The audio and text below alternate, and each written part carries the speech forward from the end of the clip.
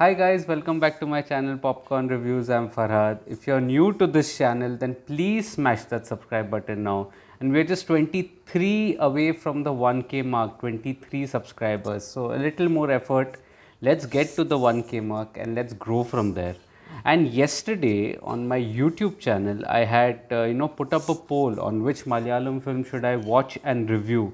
The two options were Mehum Musa and Sree Dhanya Catering Service, and Sree Dhanya Catering Service won by an overwhelming majority. So many of you wanted me to watch that, and here is the video. So Sree Dhanya Catering Service, I must be honest, I hadn't heard much of the film. I was reading about it, and it had a theatrical release in August, and it has been a while since it made it to the OTT. One thing though that drew me to the film was its director, which was Geo Baby. Now, as you would know, Geo Baby is the man behind the iconic film The Great Indian Kitchen, and that is one of my favorite films from last year. And so I was really interested in what this film has to offer, and so Sri Dhanya Catering Service this time is a satire. It's a satire on a group of men who get together to cook biryani until everything goes south. This is the one-liner story that is there. The story here is hilarious, and it is a satirical in many sense. It's in a lot of sense it is a satire as well. But the goofy setup, the goofy nature of the story that is there, it makes for a hilarious watch. I absolutely love the story here. Although I would like to say that the story here, I think would have been ideal for a short film. I mean, the writing does go a little thin. The screenplay writing that is there, although the screenplay is just about I think little under 100 minutes, 98 minutes to be precise. So it's not very long. Right from the onset, but this too seemed a tad too long, and that I felt that this is because I think the writing here was limited. I mean, the screenplay had a limited premise, and there's only so much that you could have done. However, the satire works like a dream. So here you are, introduced in the opening scene. You are introduced to a character who supposedly is the leader, and he is the one who dictates terms. Now, immediately after that, there's a piece of animation that gives a glimpse about what he does for a living, and what is expected of him. Cut to that, post the animation scene, you are introduced to the main players of this drama, including a couple of characters who are eventually at the center pin of the biryani making, so to say, biryani making drama that is there. But here, I felt that the drama is much more than just what meets the eye. There are hidden subtexts in the drama as well. Something that is similar to the Great Indian Kitchen. Related to the male ego and the patriarchy that is prevalent in the society.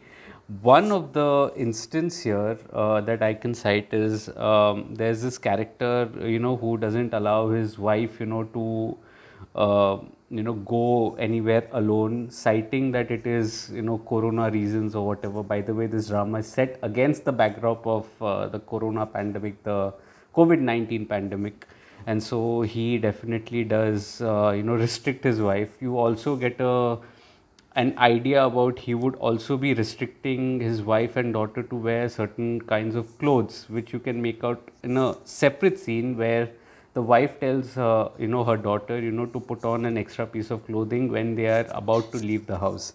So these are the instances that are there, that definitely add a subtext to the drama, and this is what I really liked. Now the plot here, the screenplay here, it has multiple subplots, you can say, and I felt this is one of the downfalls of the film. Slight downfalls, I can say, relatively speaking, and I say that with the utmost respect, because there are many subplots in this 98-minute film. Some of the subplots do not really join well to the drama. For example, that leader that is shown right at the beginning, He's kind of missing in the entire film right up till the end. It's almost as if the writers totally forgot about that character. And there are some other subplots as well. It made me think these subplots that the writing was, they just wanted to utilize some time for the screen. Otherwise, this would have easily been a short film, and if the focus was only on the main subplot, that is the main plot that is there, then it would have made for an even more impactful viewing. However, here, the some of the subplots, they take the attention away from the main plot at hand that is there. But the main plot itself is so hilarious and so well done that there's so much to like about this plot. So the main plot comprises of people gathering in for a booze come biryani, making party that is there for one of the protagonist's children. And there are people who keep coming in and throwing in the opinion. So there's a saying in English that is there, that too many cooks spoil the broth, and that is exactly that was there in this film as well. Too many cooks did spoil the broth, absolutely did spoil the broth. And to share one hilarious instance, it was a hilarious scene in which there are two characters who are pitted against each other discussing on biryani. One was telling the other character on how to make a kori kode biryani, and the other was making a Kottayam, typical Kottayam kind of a biryani, and that was hilarious. Eventually, one of the characters asked, "Is there a law to, just paraphrasing it, is there a law to, make a biryani, a proper biryani?" And that just had me in splits. It was hilarious.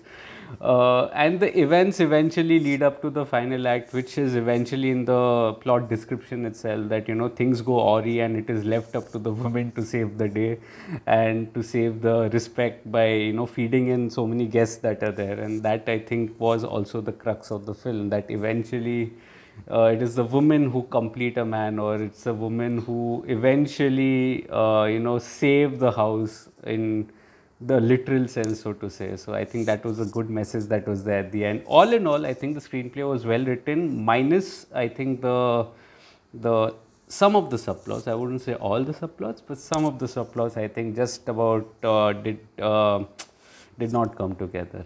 But coming to the technical aspects, I think the dialogues are conversational and they make for a hilarious viewing. I think the way they find humor and situational humor, I should say, situational humor at certain places, it was phenomenal to watch. I felt the music and the BGM did go splendidly well with the drama, as well as the area where the drama is set in. I think that was also very important, and it did go well here as well. Cinematography is something that is an interesting part here. The camera angles keep shaking like this, I'm just shaking my video to show you, but that is something that it took a little while for me to settle into it. I could understand it did stand for metaphor, it did stand for chaos that was going to be created, but it was still kind of a hit and miss. I am not really a fan of such gimmicks. I have seen it in earlier films as well. You can keep it simple and still have that similar kind of impact, as per my humble opinion. I felt the cinematography was a little bit of a hit and miss. But the editing was sharp. I think I really like the editing here. The art design was good as well. The real locations are fabulous here. The greenery that was there, fabulously shown. Director Gio Baby, I think he's done a terrific job here, in weaving a drama, a satirical drama, and also creating a little bit of a subtext. I think that was really important for the messaging, just to round up the drama really well. Also, I felt the performances were really good here. Gio Baby himself has acted in it. He's done a very good job here. I think some of the ladies that are there, Beena Gio and some of the others, they've done a really good job. Prashant Murli, I think, just managed to, Moore and Prashant Murli, I should say, both of them, they were splendid, and they were able to tickle my funny bone to no extent, and they weren't even trying. It was like effortless. It was just reacting to the situation, which was making the film funny. So all in all, Sree Dhanya Catering Service, I really like the film. It is a lip smacking satire that is there. and it can be watched for a brisk watch on Amazon Prime Video. So if you're liking this video, please smash that like button, subscribe to the channel. It helps, a small creator like me to reach a certain target audience that is there. Hit the bell icon also, it will help you know when I'm online. If you'd like to read my full review of the film Sree Dhanya Catering service, then it's on my site Popcorn Reviews with a double S as well, the link of which is in the description box below. Also follow me on Instagram, Facebook, Twitter, Letterboxd. By the way, Instagram is also closing in on 1K subscribers, so if you're, you can just follow me on Instagram as well. You'll have updates to many other films which I don't end up making videos on. I will again see you tomorrow with another Malayalam film, and I'll see you again tomorrow. So then, thank you so much, and keep subscribing and liking the video. And also leave a comment, by the way, I forgot. Leave a comment on what did you think about the film, and if there are any other recommendations, do let me know in the comment section. So then, thank you so much. Until tomorrow, I'll see you soon.